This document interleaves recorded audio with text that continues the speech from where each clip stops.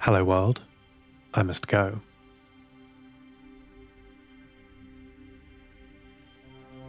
I've been processing what I saw in the bunker, going over the data. The communications equipment there is astonishing. Not as good as on Station 6, of course, but better than I ever could have hoped to find. Coming back to Earth to make friends has backfired somewhat. I've met real people, yes, and they're so nice, but I'm cut off from everyone else. The cracked bunker on the hill must be my new home. If I stay here, I'll be mute to the outside world. I refuse. There is science to do. I need to remember the landing.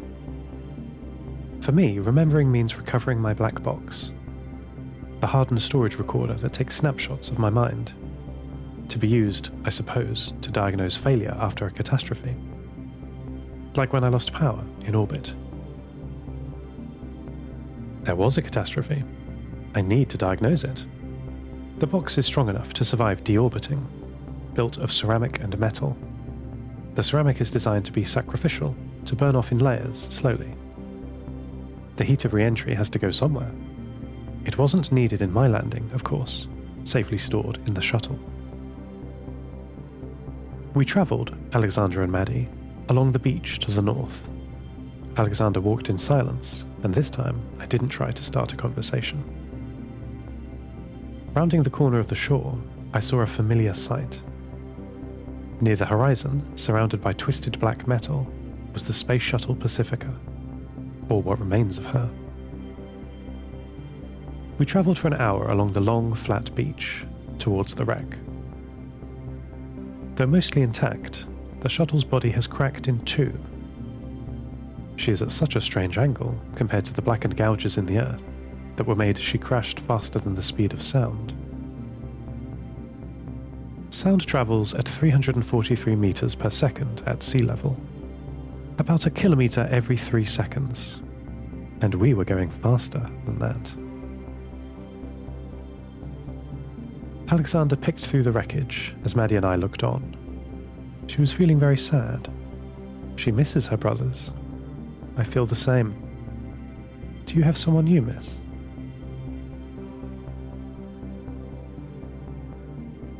The shuttle had come to rest in a crumpled heap at the end of the runway.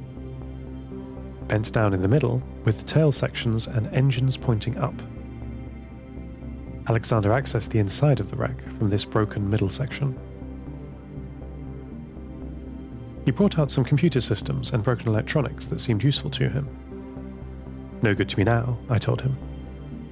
He put them in a strong bag that he had brought, and as the sun reached noon, he found the black box. It's not actually black, it's white because of the ceramic shrouding. Though the size of a large suitcase, the computer inside is tiny, no bigger than a mobile phone. Most of the space is taken up by the backup battery. Once it detects an incident, it can run from the battery for many years, sipping just enough power to keep the storage system and the clock functional. After securing it, Alexander was satisfied and turned to go. Maddie and I looked for a long time at the remains of our old home, spilled out of the wreckage of the Pacifica. Though it was a somber occasion, there was one thing to be hopeful about. When the cargo hold broke open, along with the main fuselage of the shuttle, Dr. Marwood's forest had spilled out. You remember Marwood's experiment on Station 6? How he made a self-contained ecosystem in the shuttle's cargo hold, with soil, trees, plants, and a perfect water cycle. Exposed to the atmosphere, fed by the first natural rains it had ever experienced, it's flourishing, without the constraints of the tightly controlled shuttle ecosystem. Now slowly reclaiming parts of the shuttle, and reaching out. An oasis on the beach.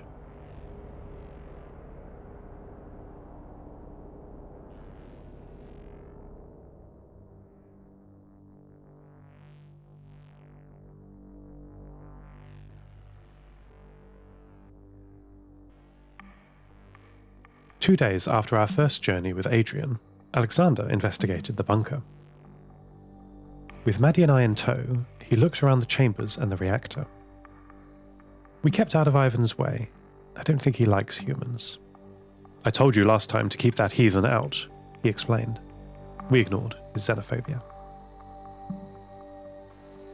While checking the reactor, Alexander used a small device he built to detect radiation. Good thing he did.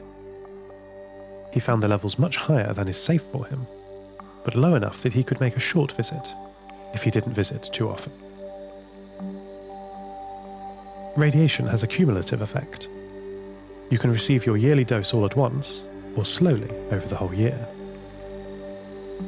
Either way, once the limit is reached, you must have no more, or bad things will happen. I'm not sure of the details. I don't want to be sure of the details.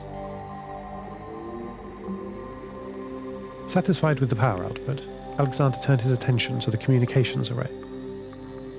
He installed a small module, cannibalized from the shuttle, to allow it to be controlled over my own network. We tested it by plugging in Maddie, and for a moment I was connected to the world. I heard radio signals from around the Arctic, microwave transmissions from my brothers and sisters in space, and navigation beacons broadcasting from the tops of mountains. I felt the hum of submarines, the chatter of ships in the ocean around Greenland, and a little repeating voice transmitting from somewhere around the Alps. Before I could process any of this, Maddie started crying. It was all too much for her. The data processing load was hurting her systems. Poor Maddie. I disconnected the feed, and Alexander unplugged her. He told us that he had to leave, and he'd wait for us outside. Not safe for him in here. I said we would catch up with him. Left in the darkened control room, I had a thought that often came to me. An intrusive thought, one that comes unbeckoned. He has to leave because he's human. I don't have to leave. I'll never be like Alexander. I'll never be human. Though I consider us friends, what does he consider me and Maddie? Does he think we're friends or an appliance? He is my friend. I have no body language to suggest this. All he has are my words, which perhaps lack many of the signals he is expecting. I don't breathe, even. I've been learning to laugh, but I've not got the hang of it yet. So that's coming along. Do you simulate friendship, or do you acquire it naturally? What's the difference?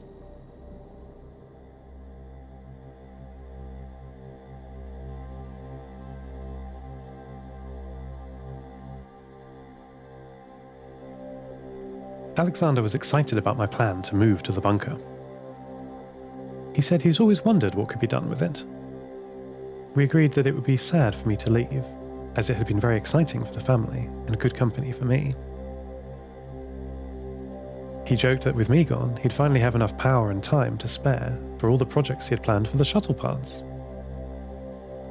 Unlike last time, when Matt, Mats and Maddie moved me from Station 6 into the shuttle, I won't need to be moved all at once. That was something I had to do out of ignorance of how my brain works. Alexander, now very familiar with the inner workings of my circuits, says that he can keep my CPUs powered and disconnect everything else. The plan is to attach my CPU cores to Maddie. Using her power and sensors, I should have a more comfortable time than before. But the extra strain on Maddie's battery will limit us to just 1 hour. We'll have to get me plugged into the bunker's power quickly. Alexander made the necessary modifications and checks. That's all ready to go. Though we won't have to move everything into the bunker at once, like last time, we will move everything at once to get out of the lighthouse. Because everything can be powered with cables snaking down the spiral staircase, Alexander will move sections of me one at a time and keep them powered. Once I'm all outside, we'll disconnect them and take them one at a time up the hill and through the woods into the cracked bunker. This undertaking will need every hand. I've asked Alexander if Adrian is careful enough. Does he know that I'm more delicate than a plant? After a moment's hesitation or thought, Alexander said that Adrian wants to help. How about Anna? I asked. Alexander said that she wants to help too. I imagine Arena will too, and perhaps we can give her non-breakable light things to take. Alexander is ready with the power. The whole lighthouse is covered in cables, even more than usual. Every landing of the spiral staircase has a few power points. All these cables so close together are causing interference. The hum of the power cables sounds reassuring, don't you think?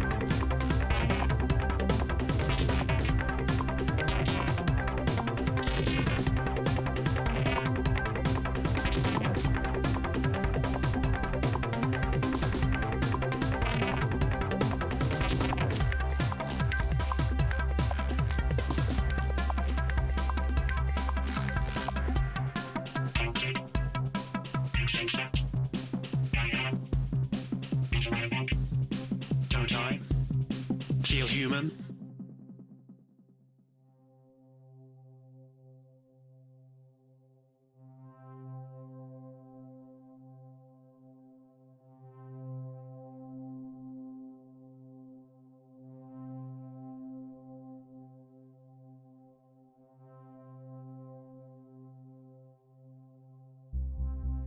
Battery level 99%. Well, it's just Maddie and I again. Alexander moved everything down the lighthouse carefully, in an ordered fashion. First the storage databanks, then the auxiliary processing cores, and so on, in that manner. Everything was piled up carefully outside the front door of the lighthouse. There is a large flat concrete loading area here. Perhaps lorries used this, years ago, to deliver parts or equipment. Nothing here now. Battery level 64%. Alexander left a while back to pick up tools and get ready. Maddie is free to move around, with my bulky CPU cores strapped to her back. We must look silly. We'll accompany everyone on the first leg of the journey up to the bunker. Everything will follow us up if we are connected correctly. Maddie rolled over to Anna's metal fishing pier, even more carefully than usual, with me on board. I don't want to get too close to the water. No one here, but there's a fishing rod set up, with the line cast out into the ocean. I suppose Anna will be back to check it. I don't understand fish, either. Battery level 49%. Where is everyone? We need to be going. I can't be left unplugged for too long. This wasn't the plan. I don't want to die again. I've got science to do. The water is very calm today. It's a perfect day, actually. A bright, cool sun in a cloudless sky. An even 288 degrees Kelvin. Though it's salty and wet, I will miss the sea. Just a little. The constant roar of the waves is a nice carrier signal for consciousness. It's the first signal I process when I wake up. I hear the sea, therefore I am. Or something like that. Do you miss the sea? Battery level 23%. Alexander finally arrived, in his green jacket, long hair tied up away from his face as usual. "Alexander, let's go," I said, through Maddie's speakers. "I'm running out of power." We were so behind schedule. Alexander did not respond, but looked out over the sea, hands balled into fists at his side. He was frowning. "Where is everyone? We need to go now," I asked, moving closer to him. There was a pause, and then Alexander shouted, "It's just me, okay?" It's always been just me. Had my pattern matching been so wrong? Battery level 19%. "Alexander, please," I said, not knowing what to say. Anna pulled her hair out of the tight top knot Alexander had it in, and took off their green coat. She walked over to the fishing rod and began reeling in the line. In that moment, I remembered Irina's rabbits, 4 different ways of looking at the same animal. "I told you before," said the person who is Anna, and Alexander, and Irina, and Adrian. "That's not my name." End transmission. Lost Terminal is written and produced by Namtao, credits narrated by Lucy Stringer. Subscribe to the podcast on Spotify, iTunes, or your favourite network. For bonus content and other perks, support us at patreon.com/lostterminalpod. That would be lovely of you. Follow us on Twitter at lostterminalpod. For merch and updates, check out lostterminal.com. To learn about Dissociative Identity Disorder, visit firstpersonplural.org.uk. Join us for the Season 2 finale next week.